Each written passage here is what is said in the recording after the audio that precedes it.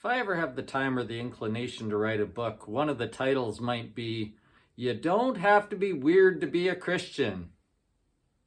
Now, some of you might think I'm not qualified to write that book, being weird as I am, but I just think that is one of the worst things about Christianity right now. You go on your computer and look up the word holy and then go to the images and just see what kind of pictures come up.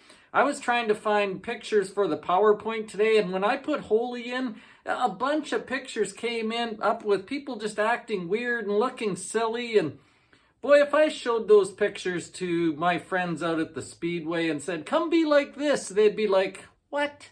What are you talking? Why would I want to be like that? That's weird." Now, the other side of that coin is that God does say to us, in fact, he says to us in 1 Peter chapter 1, which we're going to preach about this week, he does say, "Be holy because I am holy." Holy means different, set apart. But when God says be holy, I believe he's saying be holy, be different in a good way. God has good things he wants for us. God wants to put good things on display in his people. And he wants them to be different in an attractive way, not in a weird, repulsive, I gotta get away from you sort of way. And so that's what we're going to talk about this week. We're going to talk about 1 Peter chapter 1, verses 13 to 15, where God does call us to be holy, and we're going to talk about what that looks like. Peter gives us 3 simple steps to get us started.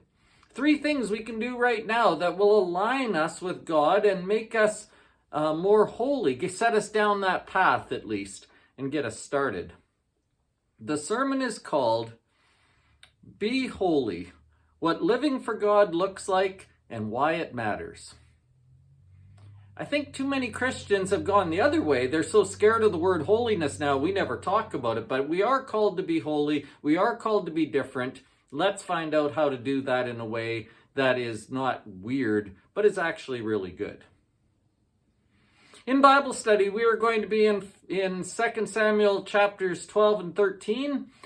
In this passage, we're back still with the story of David and Bathsheba. David's son is about to die. David has been praying and begging that God would spare his son, but that's not going to happen. His son is going to die. And when the people around David see how he reacts to that incident, they are confused. But actually, his reaction is beautiful. That's one thing we're going to look at this Sunday. As well as the story goes on, unfortunately, the promise to David that he was going to have trouble in his family for coming generations starts to come to fruition in chapter 13. His kids are a little out of control. And there's a reason for that. And there's a reason David can't do anything about that. And we're going to look at all of those things on Sunday. Unfortunately, David has to learn the lesson the hard way. Fortunately for us, because we have the scriptures, we can learn from his mistakes. So I would really encourage you to read ahead, read the end of chapter 12, the first part of chapter 13. 13 is sort of a disturbing story. I was almost going to skip over it, it's so disturbing, but it is emblematic of how all sin works. And so I think we just have to look at it. We'll just be kind of cautious as we do.